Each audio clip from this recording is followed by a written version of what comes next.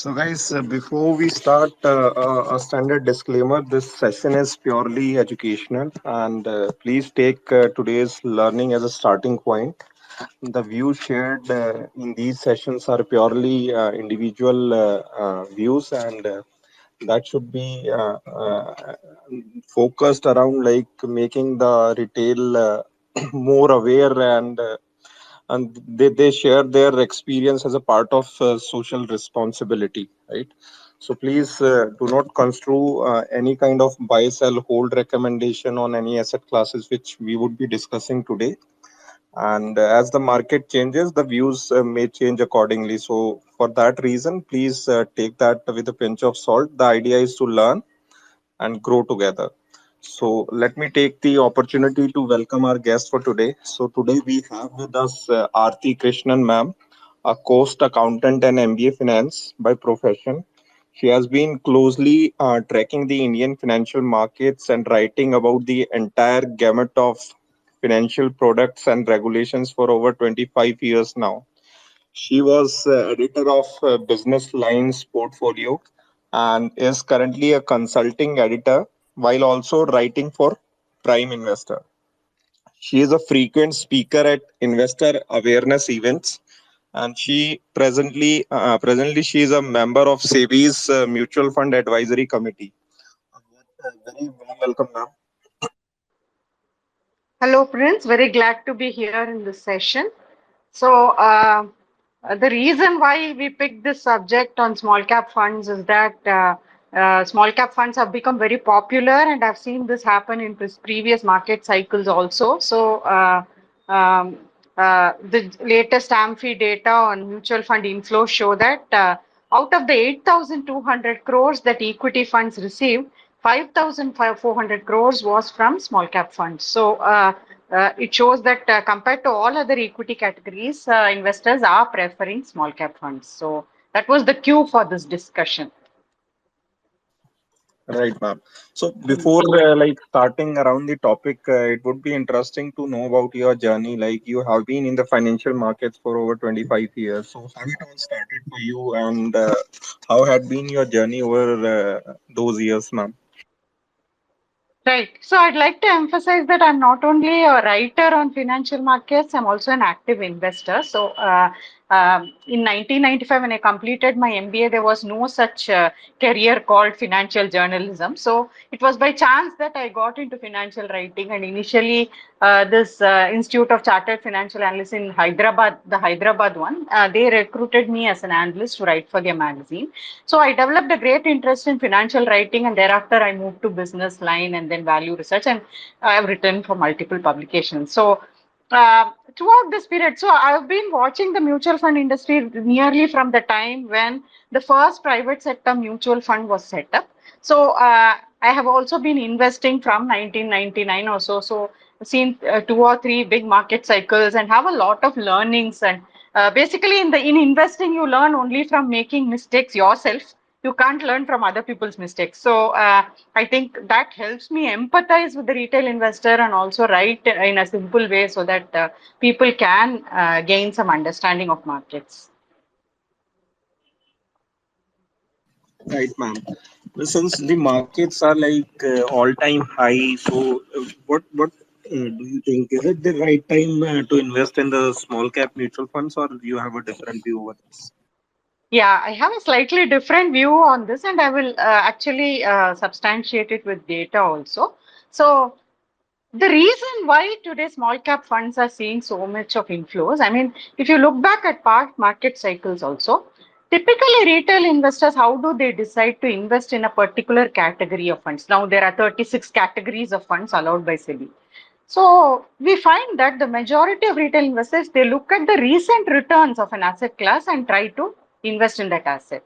So if you look at the various category returns today, you see that small cap equity funds are one of the top performing categories. Like 1 year return today is 30%, 3 year return is 40% CAGR, and 10 year returns are 22%. Now, 22% CAGR is sort of a dream return for any investor because with 22%, you can treble your money every 6 years, right? But what you should remember is that when you look at this point-to-point returns, when you look at returns today in 2023, your 10-year return starts from 2013. And 2013 was a somewhat depressed market. So the Nifty was at 6,000 levels, Sensex was at 20,000 levels. Today they are at 3 times that level. So you're starting at a fairly depressed time and you're looking at the market at a high. That's why today you're seeing that 22% return on this small cap funds. Now, I feel that this 22, so people who invest today may think, I'm looking at 10-year return. So if last 10 years, if small cap funds gave me 22%, then in the next 10 years, why can't I expect 22%, right? So, but the problem is when you do that, your expectations actually may not be met. If you look at the past, actually, if you look at history, if you invested in small cap funds at previous market highs, like I don't know how many people listening here would have been there from 2008, but 2004 to 2008 was one of the biggest bull markets in India. And if you invested in January 2008, when the Sensex made a new lifetime high and the markets were totally excited, from that date to now, you would have got only a 12 to 13% CAGR on small cap funds. Similarly, in November 2010, again the markets made a high. From that time, if you had invested, you would again got only 16 to 17% returns from small cap funds. And the large cap funds also from those dates actually gave you just 2 percentage points below small cap. So clearly, the function of small cap fund returns that you see today are a function of the low or bear market from which you started, right? So I feel that the investors should not think that if they are seeing 22% return today, that same 22% they can make starting out at a high. So I feel this is not the ideal time to invest in small cap funds. However, I don't believe in timing markets too much. So if you don't have any small cap exposure at all, I feel you can make a start now. So, what would be your suggestion in the sense, like if somebody is doing SIP since long, so Yeah. what would be your suggestion on that part? Should they continue, or is it like you have a different suggestion? Definitely continue with your SIPs. But in the end of this, towards the end of the session, I'm going to share some tips on how you should select your small cap funds. So if you are doing SIPs in those kinds of funds, you can definitely continue them. But if you are invested in the wrong kinds of funds, then perhaps you do need to take stock of your investments. Right. So, I mean, as far as see, just like we do direct stock investing. So, if we talk about mutual funds, so in that Right. case, the frequent churning, or maybe according to the broader market situation. So, do you Right. suggest like frequent churning on that basis, or like what process should we follow? Right. I favor a sort of fixed allocation for different asset classes. So if you have an equity exposure of say 60% in your portfolio and 40% is debt, say 10% or 20% of that 60% can be in small cap funds depending on your risk appetite. Now, talking of risk appetite, the reason why I'm giving so many warnings about small cap funds is that to remain invested in small cap funds for 5 years or 10 years, you need a fairly high risk appetite and a strong stomach. The reason why I'm saying this is if you look back at the last 20 years, for example, the Sensex actually has had only 3 years where it has ended in losses, just 3 years, okay, 2008, 2011, and 2015, right? But if you look at the BSE small cap index over the same period, actually it has had 6 years where it has made losses. That is double the number of years that the Sensex made losses, the small cap index has made losses. So when the small cap index falls or when a bear market comes, the kind of fall in small caps can be very, very difficult to handle for a investor who is relatively new to equities. So in 2008, actually, one of the biggest crashes we've seen in recent memory, Sensex fell by 52%, but the small cap index fell 72%. Imagine. Therefore, if you held a fund with 100 rupees NAV, the NAV would have become 28 rupees at the end of 2008. It would be really difficult to handle that kind of a fall, right? Again, in 2011, the Sensex fell 25%, but the small cap index fell 43%. So nearly half your money actually wiped out. 2013, the Sensex rose, but the small cap index fell. So Every 2 or 3 years, you get these big falls in the small cap index, which have ranged between 20% and up to 70%. So, uh, unlike the investing in the index or investing in large cap funds, you get where you get a fairly steady compounding journey. In small cap funds, it will be up, down, up, down, up, down, and you've got to actually handle that kind of volatility if you want to make money from this asset class. Right. So, Abhishek is one speaker we have. So, Abhishek, you can quickly unmute and ask a question. Maybe some issue on his part. So, Aarti Yeah, ma'am, like we right. have different asset classes. So, what would be your I mean, what broadly we can have a asset allocation on that front? Like we have exposure to say stocks and even real estate and gold and other asset classes. What would be your suggestion? How we Right. can go about it?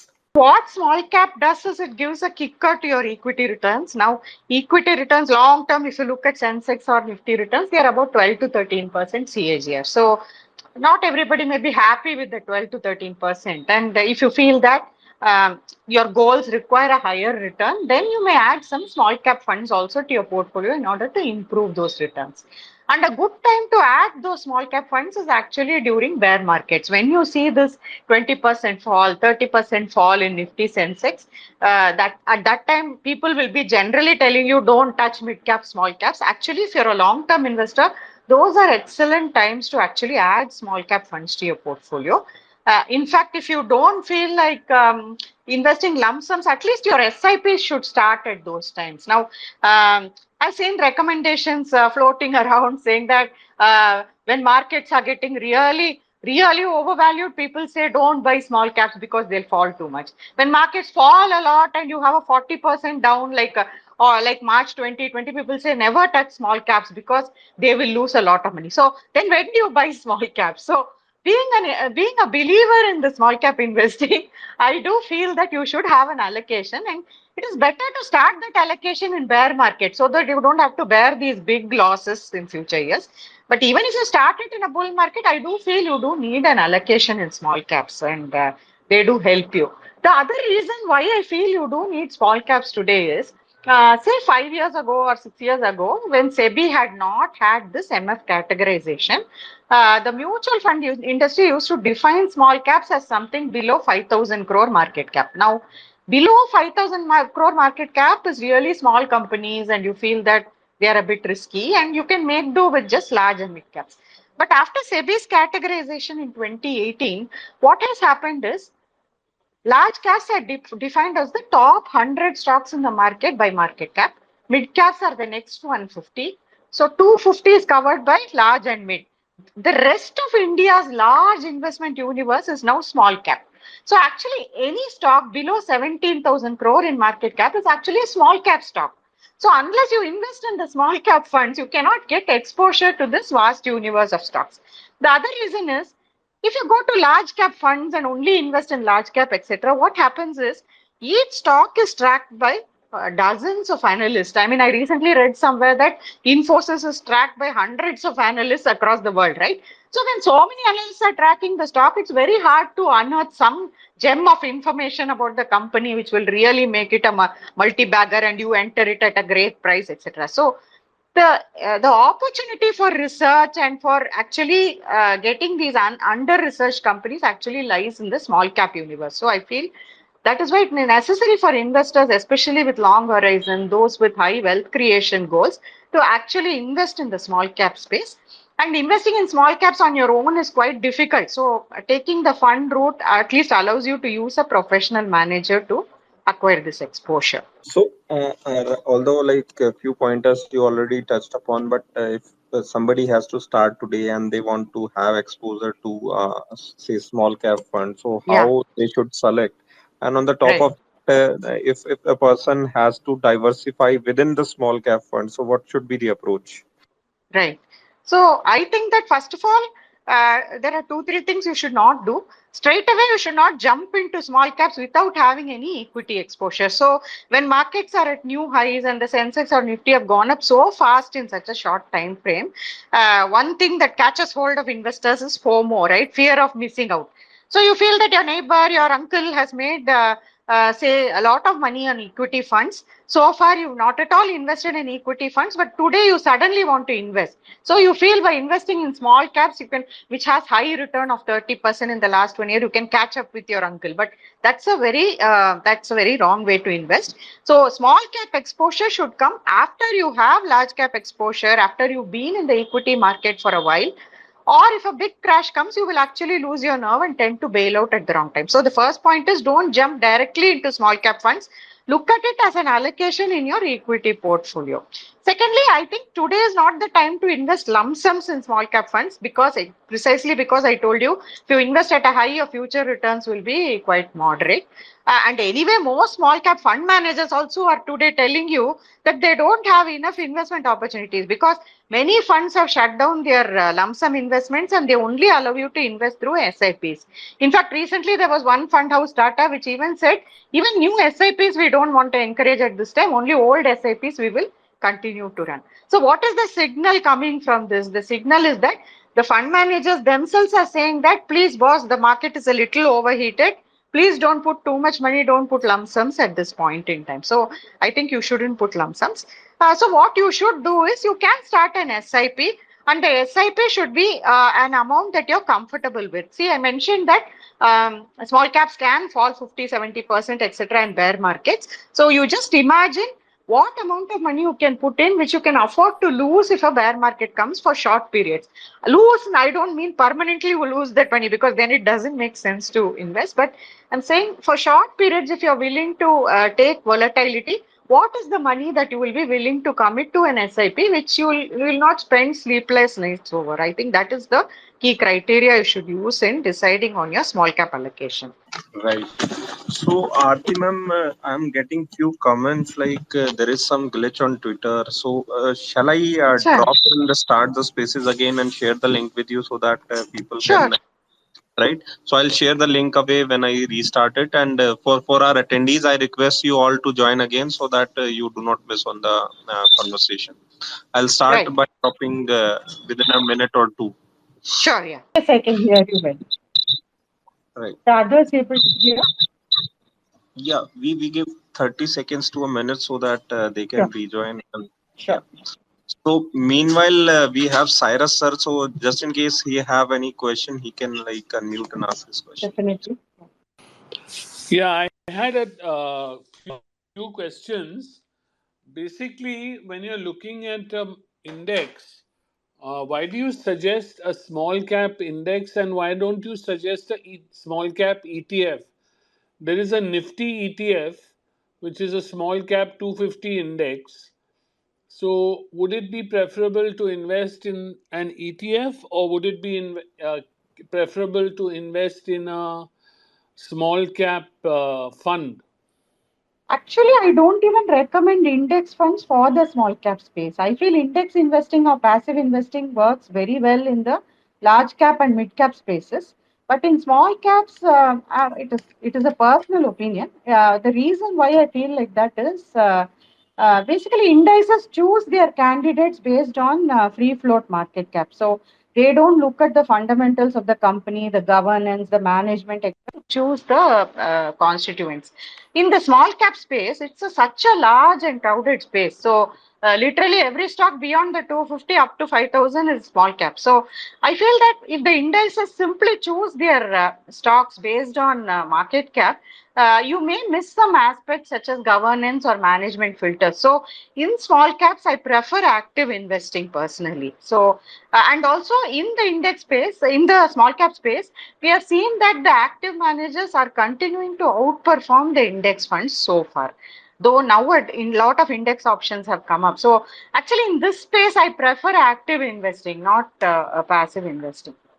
If you look at the other Okay. reason why I feel this, just 1 minute, I'll just finish.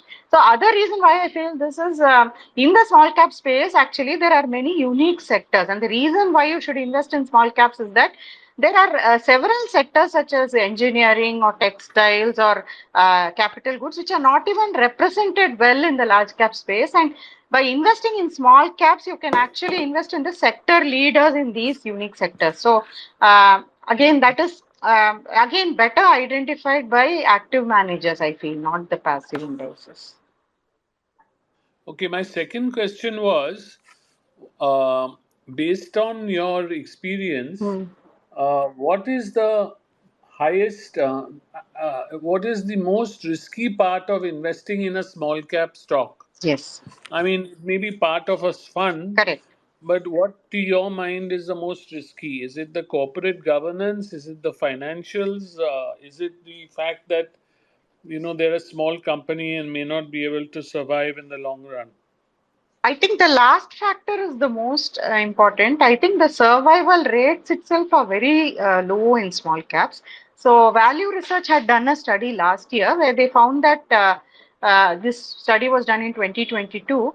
So, you see, from 2012, one third of the small caps that existed at that time had not even survived until 2022. So, they were not even trading in the market. So, it could be because the company had become so, out of favor, or it could be because the fundamentals went downhill. So the survival thing is the most important thing. And I've also heard entrepreneurs complain that in India it's easy to scale up to a turnover of say 100 crore, but going beyond that is very, very difficult. So I think in small cap investing, the big risk is in identifying who will even survive till the next cycle, leave alone turn into multi-baggers or the next Infosys or HDFC. Okay, and my final question to you is that, in a small cap fund, Yeah. there may be about 30 scripts or, 25, 30, 35, depending on the fund. Mm. Now, when you have such a volatile market, Right. I mean, three or four scripts may outperform for a short while, Yeah. or three or four scripts may underperform for the short while, and that will give a big skew to the NAV over time. Mm. So, how does one gauge that this fund is worth buying? Right. Because you may have just, when you're doing the analysis of comparing the funds, that particular fund may have just got lucky with a few companies, Yes. and another fund, which is intrinsically a better fund, may have got unlucky with a few companies. Yes. So, judging judging which fund to invest Right. in such a volatile Yeah. space, how would you judge? That's a very good question. So, one thing that I look at actually in small cap funds is because I'm recommending active funds here.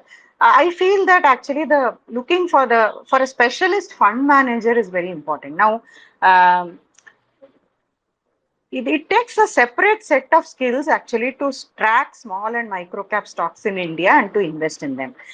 Typically, if you look at brokerage houses or AMCs, they are organized in a typical sell side manner where analysts track different sectors and they track the big sectors like financial services, IT, banking, etc. And they try to come up with their investment calls. But in small cap investing, a really good stock, a multi-bagger can come from any sector. I mean, for example, there have been paint stocks which are multi-baggers, pressure cooker makers, etc., which from the small cap space. So I feel, first of all, the fund manager needs to be a bottom-up investor. So he has to constantly research and have a large coverage universe of stocks from which to actually pick small caps. So the fund house also needs to have a large coverage universe and a team which actually researches microcaps. So typically, if you ask the smaller AMCs in India how many stocks they cover only 250 stocks or max 300. But to actually make money in the small cap or micro cap space, you have to expand your coverage to say 400 or 500 stocks. So therefore, I feel that having a fund manager who specializes in small caps or mid caps, that is very important. So how do you find out? If the AMC is having the same manager for the large cap fund, Nifty fund, mid cap fund and small cap, then I wouldn't really go to that particular AMC for a small cap fund.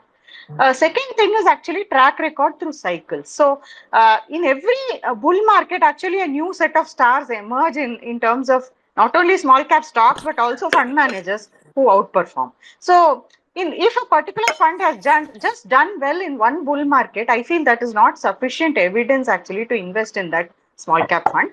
The person should have seen at least one bear market and one another cycle. So I prefer funds which have been around for say 10 years or 15 years in the small cap space for investment. And the third thing actually where which many people also talk of is that in this space, if you get very big, it becomes a sort of a problem to outperform.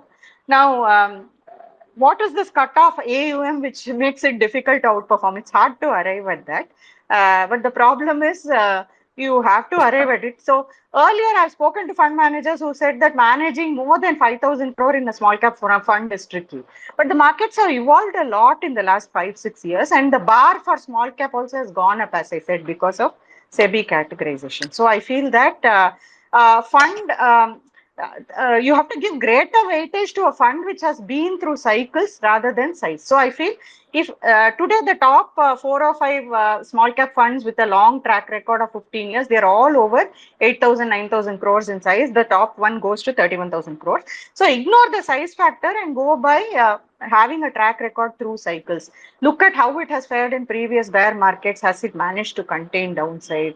Has it managed to deliver in the previous bull market also? So I think these specialist fund manager and a track record through cycles, these are the two important factors I look at when picking small cap funds. Sorry, I'm monopolizing your time, but I have just one last question. Yeah. See, the whole purpose of investing in a small cap company is that you have a hope that ultimately the small will become mid will become large, and Right. large will become mega. Hmm. That is, when you are investing in a company or when a company is established, Right.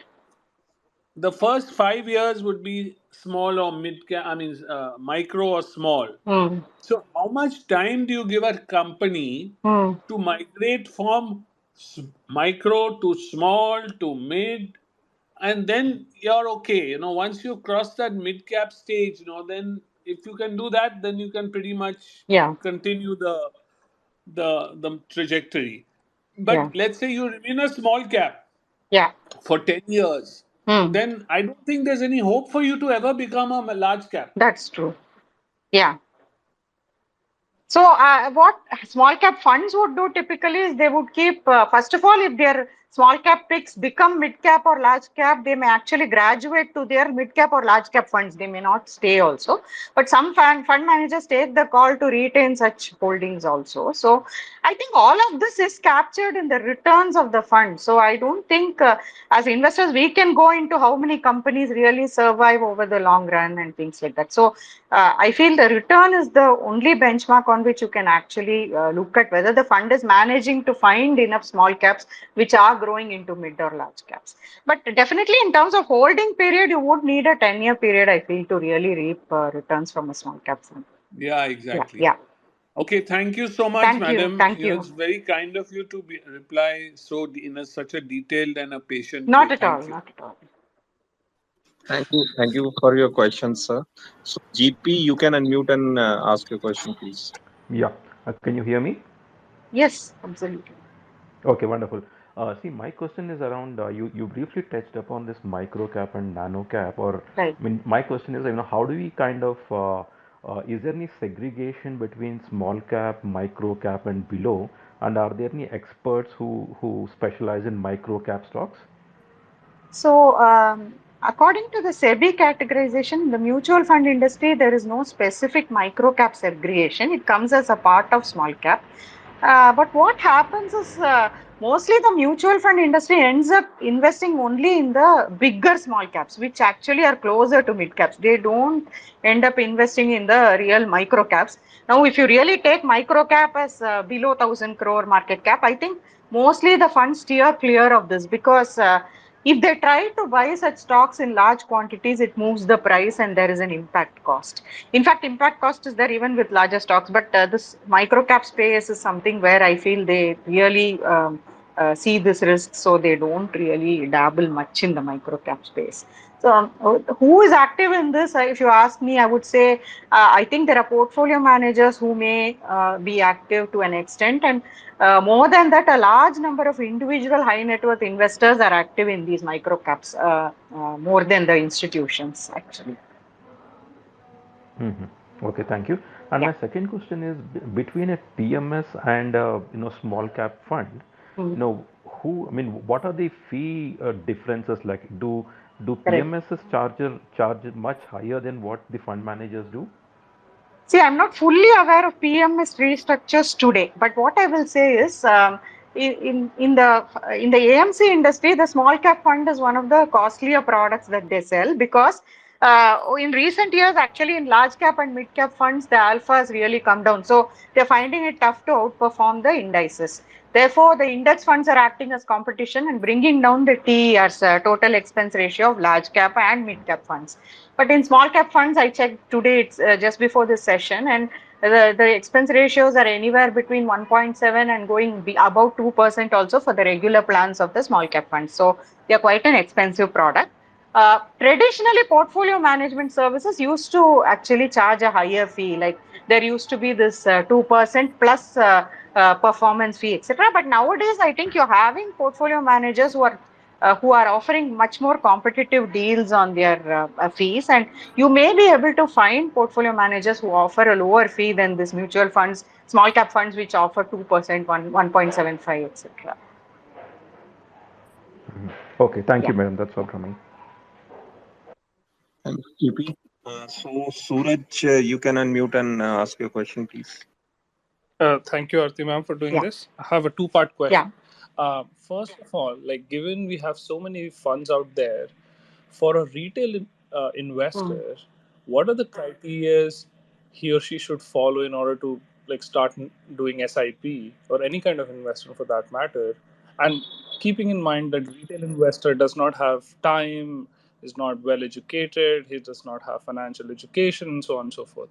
Like minimalistically, like how should one follow like small cap investing from scratch? So you're asking about small cap funds specifically, right? Yeah. Right. So in small cap funds, the choices are not that many, especially if you follow the kind of criteria that I had mentioned before. So firstly, I would like the small cap fund to have been around for at least 15 years, which would be 2 market cycles actually today. Because in the last 10 years, we've not had any major bear market which has affected small caps very deeply. So I feel that any fund which has been around for more than 15 years, that is what I would prefer in the small cap space. And as I said, it should have a fund manager who is into micro and small caps. He should not be just the large cap fund manager of the fund house. So check the track record of the fund through multiple cycles. It should have a 15-year period at least. There should be a specialist fund manager. A third factor is basically all small cap funds can park up to 35% of their assets in large and mid caps. So that is another thing to look at today, particularly because small cap funds have got a lot of inflows recently. So some of them hold large caps also to a significant extent, and therefore this return kicker that you're looking for, I mean, it may not come if the fund is allocating a lot to large and giant caps. So look at where they park that extra 35%. If they're holding cash, debt, maybe when the market corrects, they'll be able to add to their holdings at that time. So I think today in this slightly heated market, I feel that a little bit of cash and debt holding would be better in a small cap fund. The other factor is the style of the fund. In the small cap segment, I feel that value investing doesn't really work. So if you try to pick low PE stocks in the small cap space, you often end up with companies with very poor governance or a terrible track record of run-ins with regulators, or business that is just on the paper and doesn't exist in reality. So I feel that you shouldn't go for value in this and look for low PE, low funds with low portfolio PE, etc. is not a good thing to look at. So I feel funds with a slightly higher portfolio PE may actually be better because they may be holding better quality stocks, especially in today's market conditions. So the 2 or 3 things would be: look for a specialist fund manager who knows small caps, look for a fund which has been around for 15 years and has survived previous bear markets reasonably well, doing better than the benchmark, and then look at this where they park this 35% and also what style it follows. Got it. And talking about the point you mentioned about the fund being 10 to 15 years old, how about the fund managers got replaced again and again over the period of 10, 15 years? Is that totally fine? Are we totally Correct. just talking about 10, 15 years as a total duration as I being the understand. most trusted fund? Or Yeah. yeah. That's a good question, but if you say that the fund manager also should have been around for 15 years and the fund also should have been around for 15 years in the same, I mean, the fund manager should have managed this fund, I feel you will not be able to find such a fund in India. The truth is, in India, fund managers jump jobs quite often. And in fact, once when I did a study for value research, I found that 4 years was the average age of the fund manager at the height of the previous bull market. So, but if it's okay if the fund manager has this experience with small or mid caps, even at another institution. So that concession you can make. But the fund's track record over 15 years is easier to measure. So I think you could go by that. Got it. Okay. Thank you so Yeah. much. Yep. So, Aarti ma'am, like when we talk about return, so it is always wise to talk about in the sense of portfolio as a whole, right? That's So, right. so small cap obviously be a part of the larger portfolio. But again, what would be the ideal approach in your view so as to construct a good portfolio of mutual funds? So typically how I do my, I am a fairly high risk taking investor because I have seen 2 or 3 market cycles. And what I do typically is I have an allocation to small cap funds, which is about 15% of my equity. I mean, my equity debt allocation is about 60-40 today. And out of that 60, about 15% would be in small cap funds. I also have a direct stock portfolio of my own where I own a lot of small cap stocks. So that is a separate thing. So this 15%, what I do is I run SIPs over long periods.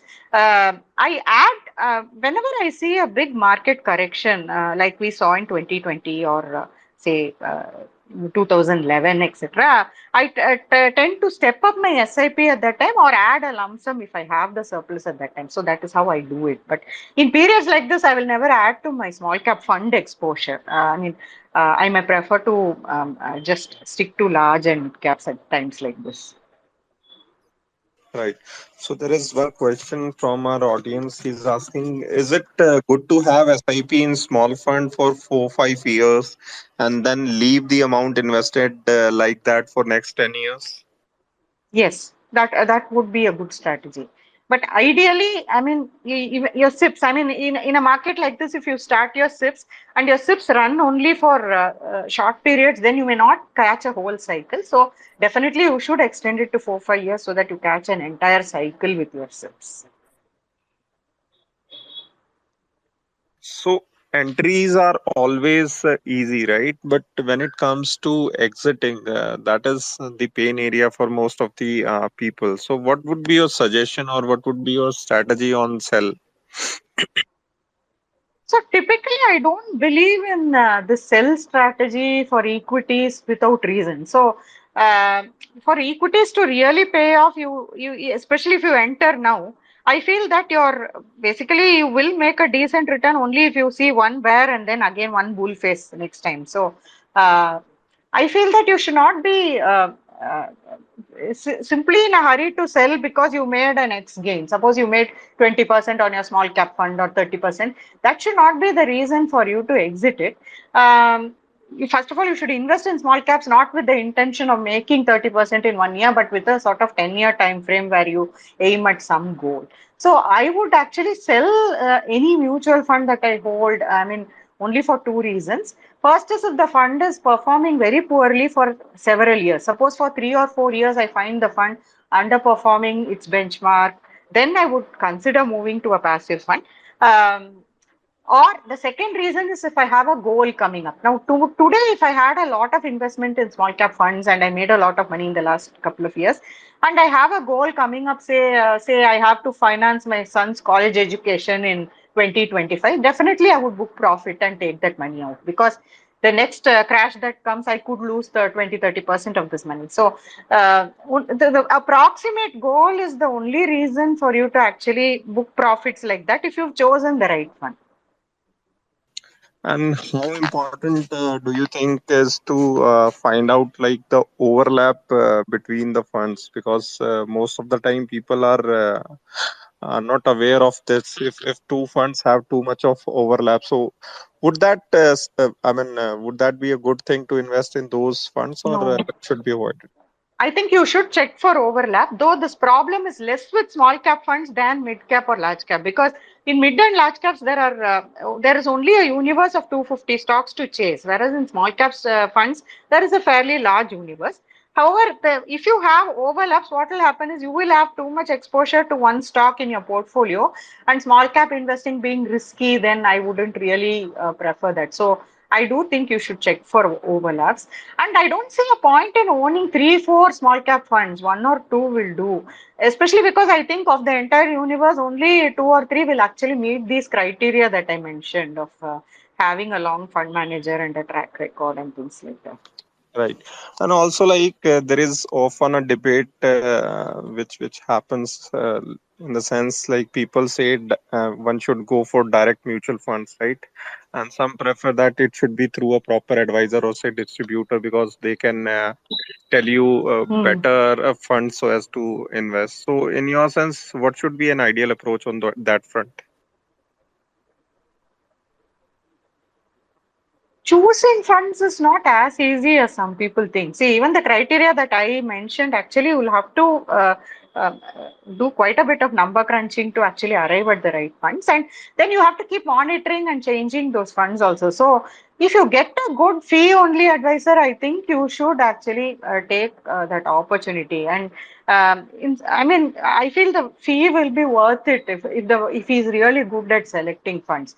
And even these questions like allocation, etc., it has to be done on a very individual basis. Now, I may have an allocation which suits my risk profile and my goals. For I don't have any proximate goals, so I may choose to put 15% in small caps. But for a person who needs liquidity, who is actually having a shorter time frame than I have, he may require a completely different allocation. So I feel this allocation call is very important, and that is really to be done by an advisor. So uh, if you're a very seasoned investor, you've been investing in equity funds for a long time, then perhaps you can go direct. But if you don't have that kind of experience and you're new to the whole asset class, then I wouldn't advise direct investing in that case. Because in direct investing, if you go to the platforms and just look at the top performing fund in the last 3 years and invest, that can go very wrong. So I don't really advise that. Right. So we have one more speaker. So Neeraj, you can unmute and ask your question.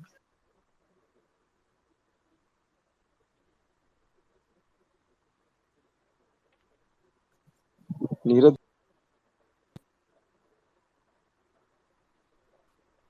maybe some. So Aarti ma'am, like we have too much of noise or too much of overload of information these days. So how to deal Hmm. with that thing of abundance With respect to small caps or with respect to investing itself? in general? Actually, it applies to investing itself. So, um, I mean, what I've learned to do is if you try to process every bit of information and try to make it into an investment lesson, then you're really in trouble. So, unlike a direct stock, in a direct stock investor does need to be tuned to a lot of information and know to filter out what is noise, what is not noise, etc.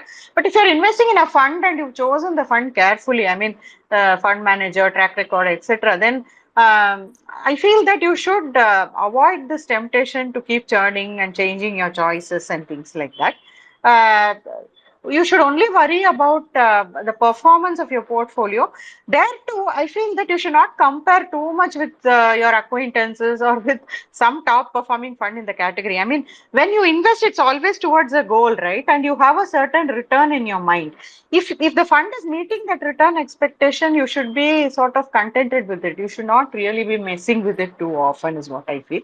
Um, being always focused on what return you want, what is the goal you have. I mean, if you keep focused on that, then you don't get so panicky at all the news and other things that you keep hearing about stocks and funds and things like that.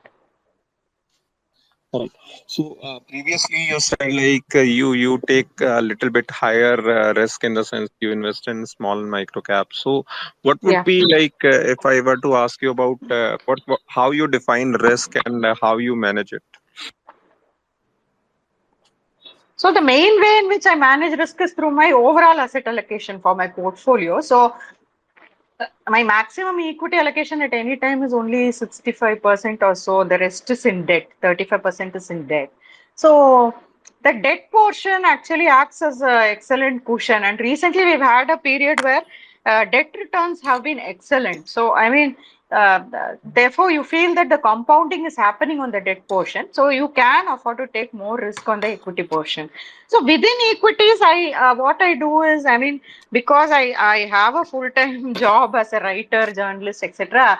I don't have that much time to track companies and stocks that closely, but I do. So I split my equity portfolio into a direct portfolio, which I myself manage, and also into a mutual fund portfolio.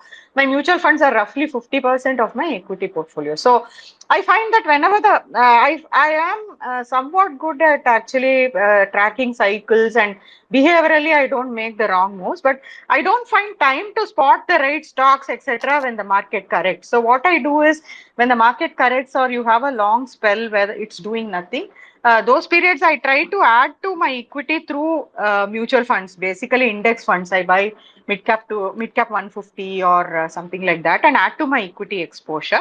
When I find more time to do research on stocks, etc., then on an ad hoc basis, I keep adding to my equity portfolio. I feel that my mutual fund portfolio tends to deliver better results because of this. I mean, because I do this stock thing on a very ad hoc basis. Right, ma'am. So we got one questions in the comments. So Rohit Bansal is asking how much allocation should be on small cap if the goal is 15 years away. This should depend not just on your goal. It's very hard for me to give out allocation for individuals because how much of a downside they can take, etc., I will not be able to gauge. But I have a 10 to 15% allocation to small caps, so I won't be able to give an individual recommendation like that. So, Aarti ma'am, like you said, around 15% allocation. So, at times, like when market is good and small caps are doing wonderful, in that case, and that will outsize the portfolio, right? The allocation might be Correct. 20 or 25%. So, in that Correct. case, you will ride that rally, or you would be booking the profit and moving that amount to some. That depends on whether you have goals. So for me, currently, I've almost completed my other financial goals like children's education or house purchase. All that is over. So I'm merely investing towards retirement, which is 10 years away minimum. So I don't mind letting my small caps run. I am okay if it actually corrects by 30%. But I mean, you have to see whether the amount that is invested in small caps today, the market value of what you're holding, if it falls by 30%, will you be okay with it? That is what should make you decide on this rebalancing or not to rebalance. And for our attendees, I have one. Sorry, when you get time, can I have one state thing to say? But when you get time after everybody has asked all the questions. yeah, Yeah. please, sir, you can ask now, no issues. Okay, so while you were talking, I was looking up Google and just doing an analysis Yeah. of the relative small cap returns. Hmm. So apparently in 2013, a lot of small cap funds started. Hmm. Now, the one with the best return is a 10 times return for Nippon. Now, Hmm. it seems unbelievable, and I don't know, Hmm. this needs to be checked. Hmm. But 10 times in 10 years is something, it's in a different league. Then there is This. Quant, which is 9 times since 2000, which is not that great. But the other ones, ICICI is 5 times in 2013, Axis is 8 times since 2013, HDFC is 6 times since 2013.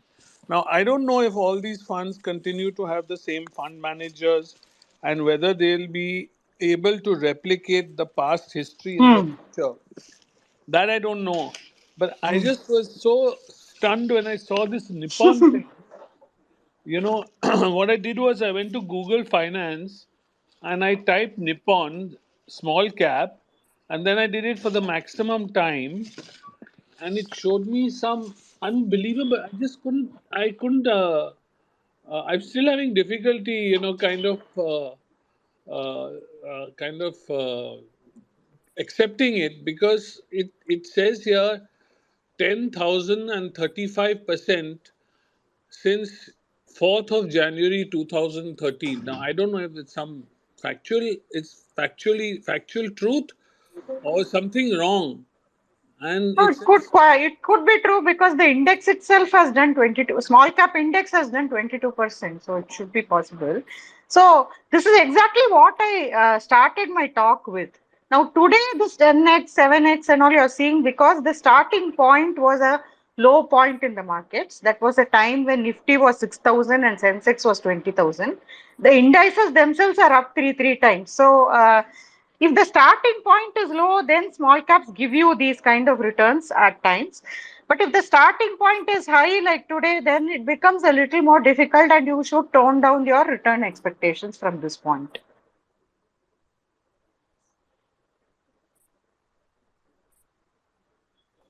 So I do have a question. Um, Yeah. if I have 20 years as my retirement target, uh, why do people still say that there is a lot of risk in small cap investing, given the small cap has generated 25% returns for the top five funds, right? If I ignore all the noises and keep on investing, Hmm. uh, like as SIP, I think it should Right. be a good deal, right? The top five funds are evident only in hindsight, right? I mean, if you go back 20 years, you don't know. There were a lot of funds then, a lot of them which didn't perform this as well as the funds that you're mentioning. So today, the top five that you pick based on last 10 years performance may not be the top five in the next 10 years. So I feel that's what makes it a little more difficult and challenging, actually, the small cap investing. But then on the other side, you're saying like not to pick the newer bond funds because they don't Yes, have growth definitely. pathways. So it's like a Definitely. No, that's why dual-edged sword, right? so I'm saying that if you have a 20-year horizon, definitely you can invest in small cap funds, but don't think that they can give you, say, 30% CAGR and therefore don't over allocate. I mean, don't completely skip your, say, large cap index fund or mid cap fund and then go straight to small caps because you feel it will give you that return because there is really no guarantee. Thanks, Suraj. Yeah, Rahul sir, please. Yeah, hi. Sorry. Cyrus had asked a question to which Aarti responded on the returns. So, incidentally, I just pulled the numbers today. The small cap index between 2003 till 2023 is up 25 times. And from Yeah, 2013 to 2023 is up 6 to 7 times. So, you would yeah. expect a good small cap firm to marginally outperform. But that 10,000% number, Cyrus, looks a little off because that would imply 100x. I think that's probably may not be accurate, right, Aarti? 10,000% is 100x. Yeah, I have the numbers here for the small cap index. Actually, BSE small cap index has given only a 14% CAGR from 2003 to 2023.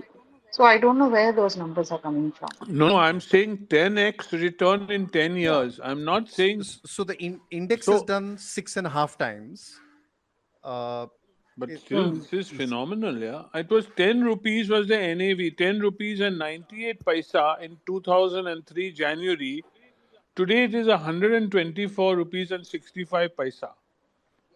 So Yeah, it's saying the return was ah, 1035%, which is 10x, yeah. 10x. But yeah, the yeah. index is up 25 times. No, I don't think Index so. is up from the 2005. If you're talking of 10 years, index is up from 6,500 to 33,000. It's about 6x, okay, 6x. okay, 6x. Okay. Yeah. But that the delta between the Sensex and Hmm. this is to get that extra delta is takes a lot of effort if you're an investor individually. But Correct. here on autopilot, you're getting it. You're not making any effort. The fund manager is making the effort, and you're But getting you a 4x more than in a normal Nifty ETF would give you, which is a hell of a lot.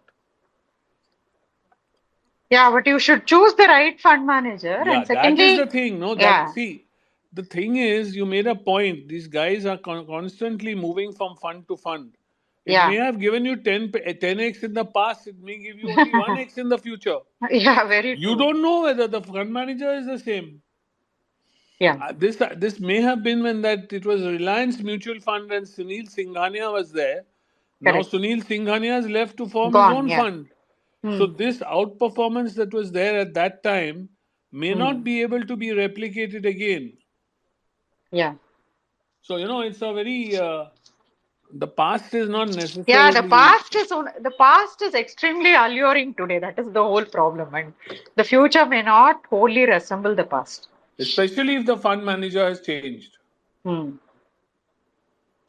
Sorry. And the other factor I told you about also, like Nippon 10 years ago would have been less than 10,000 crore fund. Today it is a 31,000 crore fund. So on 31,000 crore to already they are allocating nearly half their portfolio to large and mid caps, cash, etc. It's not so replicating the past returns when they were a smaller fund and when opportunities were easier to come by. I think that is quite tough.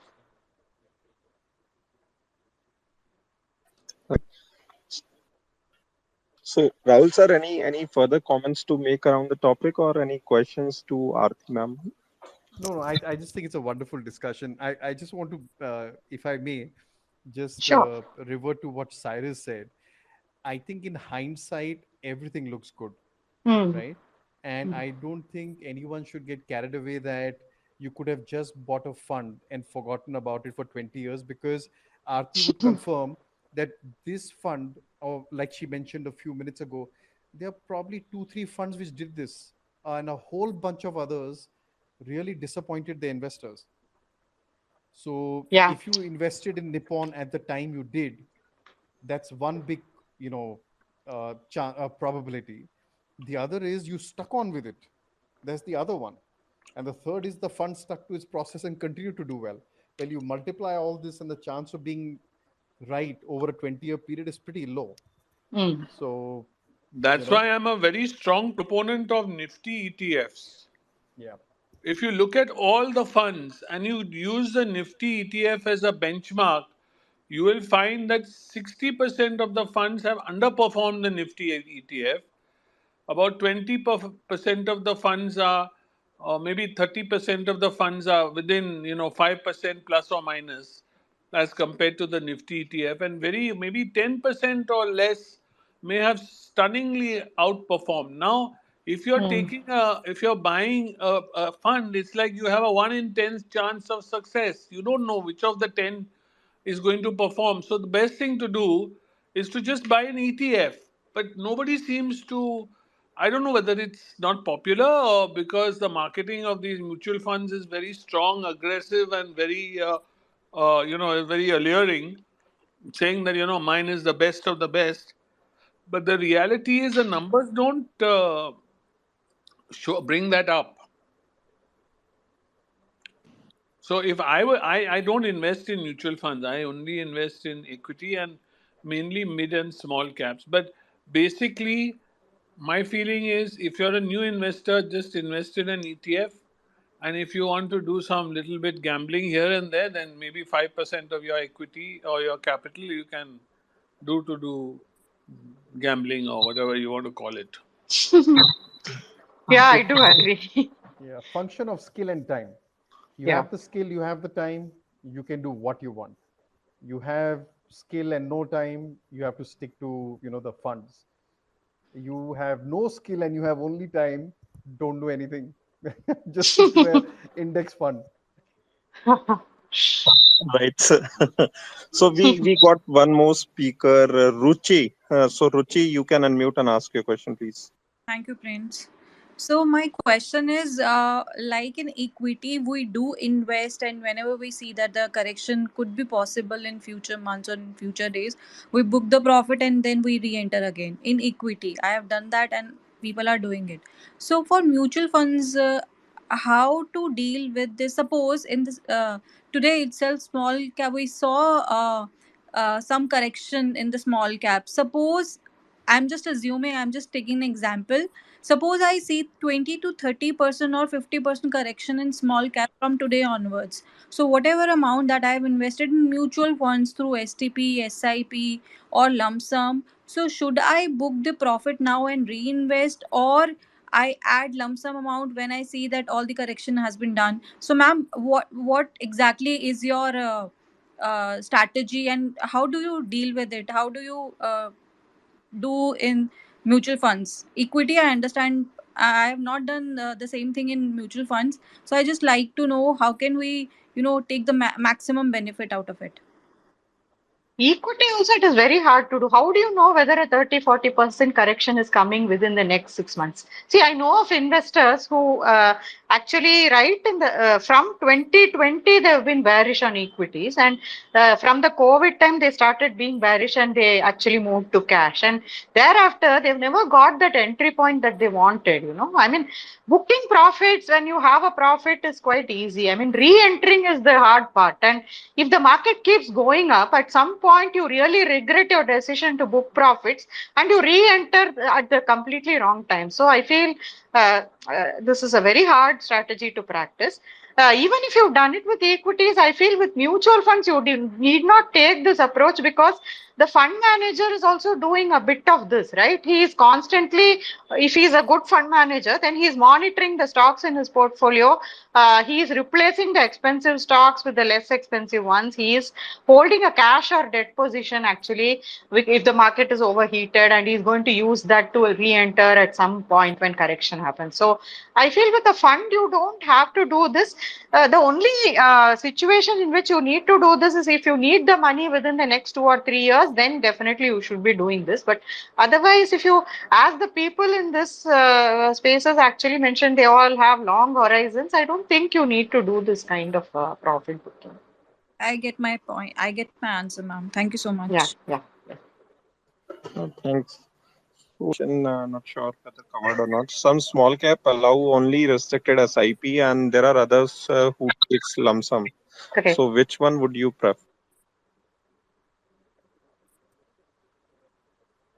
You should not choose funds by whether they allow SIP or lump sum. I think anyway in today's market it is better to go with SIP, and if at all any lump sum plans you have, they should be done only when the market corrects substantially. So even if it allows SIP, I mean, if the fund meets the criteria that I mentioned, I think you should go with it. Right. So I think some time ago, like you were saying, you monitor market cycles broadly. So can you give a sense on broader market cycles and how we can position ourselves? Obviously, not about timing the market, but again, broadly we can gauge what the broader market in present situation is and how we can position ourselves in those situations. Right. I can go very wrong here also, but I'll say what I feel. So basically, people look at the market rise from the COVID lows, and they look at Sensex and Nifty at new highs, etc. And the media also keeps playing this up. So you feel that it's a very it's something momentous is happening, and therefore you need to do something different. But actually, if you're a fundamental investor and you have long horizon to invest in, like your goals are 10 years away, this high etc. is not so important, because if earnings are growing for the companies that you invest in, if the Nifty is going to keep seeing its earnings grow, if India is going to grow at 6 or 7% every year, markets will make new highs. So that is in the nature of the markets, right? So if you go back actually and do a sort of a flashback, in 2003-4, actually Sensex topped out at 6,000 points, and people thought that was terribly overheated at that time. I remember, because I was just starting on equities, and there was this buzz that 6,000 is the level to actually book profits, etc. Right? And from 6,000 Sensex, you can imagine where the Sensex has gone today. Similarly, 2008, which was the supposed .com bubble, and that was the high was 21,000 for the Sensex, right? I mean, 21,000, you today, if you see, you won't think of it as a bubble, right? So I feel in the long run, in a country like India, where there are so many growth opportunities for the economy and for companies, you should not be thinking in terms of these absolute index levels, etc., and trying to change your allocation, book profit, etc., at every turn. If you understand equities, you should just stay put and not overreact to these highs, etc.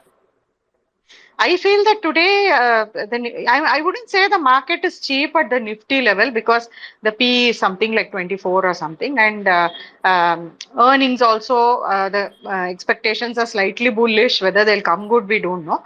But I mean, I don't see that as a reason to start exiting today. I mean, I would just hold on, and if my goals are away, I will just stay put. So, do you believe in going in some portion in cash, or it's like you're all invested all the time? I mean, I do have cash, meaning I always put my emergency money in some amount of it in FDs. So um, since equities, I invest only in liquid instruments. So my investments are either in mutual funds or in direct stocks. And apart from that, I tend to have some FDs. So that FDs tend to be my tactical allocation. So if I see a big correction, etc., I tend to move that money into the market. So because anyway, in the case of emergency, you can sell your stocks or funds also. I've not found any difficulty in that. So, um, therefore, I feel I don't hold just cash and all and just idle it that way. The other thing is, in India, actually, the balancing figure for equity is bonds or debt, and debt also offers very high returns and good returns and excellent compounding. So, I do have a substantial allocation to debt mutual funds and a month ago corporate bond funds and things like that. So I would always use that and not really hold cash and waste, or opportunity cost is high. right. Can I speak one more time? Sorry, I keep interrupting. Definitely. Okay, so I have this, I cannot understand this concept of SIP. Mm, If you are saying that in the last 10 years, the market has gone up 10 times, or however many times it's gone up, and you're mm, doing an SIP for 10 years, then you're mm. buying into a more and more pricey market. So the whole Yes. purpose of this SIP is defeated, because every time you put in money, you're putting it at a higher level. Maybe there'll be a short period of time, 1 or 2 months or 6 months. Out of 60 months, maybe 6 months, the market will go down, or maybe 10 months, 20 or 12 months. But you're buying into a rising market means your cost of acquisition becomes higher and higher, and still SIP seems to be such an attractive proposition. If you're doing an SIP for 3 years, that's fine. In 3 years, something happens, the market happens, you can get the benefit of that SIP in that one jhatka fall. But if that Yeah. jhatka fall doesn't happen, you're buying into a rising market. So that is one comment I wanted to make. Then the second comment I wanted to make is, in debt mutual funds, I don't know. I'm very skeptical about mutual fund managers. I feel they're constantly moving uh, securities between one fund and the other, because they don't want one fund to really outperform and another fund to really underperform. So no, you get the either the benefit or you get the fallout of that, because mutual fund managers don't want to show themselves to be incompetent. So they will, where they got lucky in one fund, they'll just move it around. This happens especially in debt funds, less so in equity, because equity is difficult to do that. But in debt, it's much easier to do that. And a lot of these debt funds invest in companies which do not necessarily have AAA ratings or whatever the highest debt rating is. And you've had that Franklin incident. Now, how many other Franklins are under the table? Who knows? No, the recurrence of that is quite difficult today, because under SEBI's new rules, which is this categorization, there are, these risky securities are supposed to be in credit risk funds. So you can avoid that category if you're so wary of it. And you can stick to something like PSU and banking debt funds or corporate bond funds, which only invest in AAA up to 80% of their portfolio and things like that. But yes, debt is a less transparent category than equity in mutual funds. That I agree, because the market itself is not great, very deep or wide. So mispricing can be there, valuation problems can be there. So that is there. So on your first comment about SIPs, no, there I have a point there. So it is true that if you're an evolved investor, you're absolutely, you have a nerves of steel, and if the market falls, you will only invest more, you will never panic. Definitely, then you should only do lump sum investments. But in practice, most investors behaviorally, they are not really tuned, So they start investing, and if there is a big fall, they are tempted to withdraw the entire money. So SIP sort of puts it on autopilot, and with SIPs, the money that you put at risk is less, and you don't tend to track your performance so obsessively. That is the reason why SIPs work for most people. Also, most people may not have a huge lump sum to invest. They may only, the savings habit may only come if they actually have an auto debit every month. So I think those are the reasons for SIPs. Actually, you cannot claim that SIPs always give you superior returns or something like that. Rahul sir, anything you want to add on this?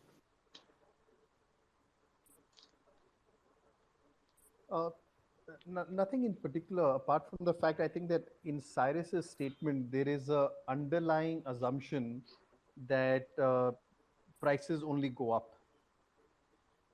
If you just flip the situation and assume for several years the markets actually fell, and I think Aarati can confirm this, the chance that the SIP will do better will dramatically increase, because the person would keep investing at a lower and lower level. Absolutely So right. we are in a bull market right now, and there's only one direction most of us are thinking, which is up. See, I'll tell So you, I have been yeah. investing since the Sensex was 1,000.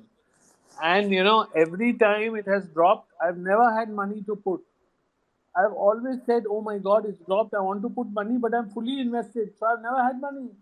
So I just watch, the opportunity pass me by, and that's happened every time. And every time I regret, and every time I don't have money to put when the market falls. Right. Yeah, that's a problem I think most of us on the call share with you. So we all in the same boat. Yeah, we never get inheritance from rich uncles when there's a bear market. True that, Aarti. True that. Yeah, we got Viraj sir also. So Viraj sir, over to you. Hey, thank you. Thanks a lot. I just got to like, and I've been listening to what was saying and Cyrus was saying. I think I think what we are also kind of underestimating is the role that IFAs have played and MFDs have played in educating the masses, right? I mean, for example, there were multiple occasions in at least last 5 years that I can think of. Let's say in March 20, and again, we can say that the fall was very steep, but let's say last 1.5 year till this March, small cap funds were doing terribly. But you saw consistently money coming into good small cap funds. I'm not even talking about PMSs, I'm just talking mutual funds. You saw IFAs and retail investors putting money in those good small cap funds who have done well for 10 years before that, even having a terrible 1.5 years. And obviously Pankaj is here from Kotak and he can vouch for that. We had money flowing in. Yeah. So I think it's tremendous graduation on part of Indian retail investors to kind of, not obsessively track. I actually find that the smaller the investor, like in my PMS that I manage, the smaller the investor, he doesn't track his, like somebody is putting 50 lakhs, 1 crore, he doesn't really track his portfolio every day. But somebody is putting 5 crores, 10 crores, is obsessive about like monthly returns and monthly NAVs. So that's just the way it has played out. And I'm like very happy with the maturity that investors have shown. See, I think in the last few years, this has also been helped by debt giving such poor returns that you had no alternative and you came to equities, and having experienced the return of equities, you really get convinced and then you stay on. I think that has also been a push factor. Yeah, but let's say in last 1 year, actually, I think like in at Yeah. least let's say you also had debt, good debt, bonds giving you like 9.5%, which is Yeah. fairly good, right? I mean, Right. it's not the lower end of the stick. It obviously is not the upper end of the stick that we have seen in last 10 years. But these were reasonable debt returns, but you did not see any slowdown in equity investments. In fact, in last 1.5 months, I am seeing that more people are redeeming because they are scared, rather than, and almost all of them put in more money when the things were not hunky dory. And again, it's probably, I guess, it's the education on the part that probably IFAs are imparting. Yeah. I agree that good advisors do play a role in actually hand-holding the investor, because this investing is not a one-off thing. I mean, you may get excited at some returns that you see and you invest, but to stay the course, you do need somebody to ask you to stay put and to guide you at the right times. Sure. No, absolutely. Thank you. Thank you. That was the only point I wanted to make. Yeah. If I can add to what End Viraj up is the saying, I think session. he's right. Sorry, if I can just add one thing quickly. Yeah. I think what Viraj is saying right about the maturity of the investor, etc. I would just sort of submit the true test of the maturity of this batch of retail investors will be known when this bull market ends. If they stick on, then we are in a new trajectory altogether. Yeah. Otherwise, it's par. This is what Absolutely. happens every time. Absolutely. Yeah. Also, yes, But if if you they look stay at the calm, last, the market won't fall. yeah, go ahead.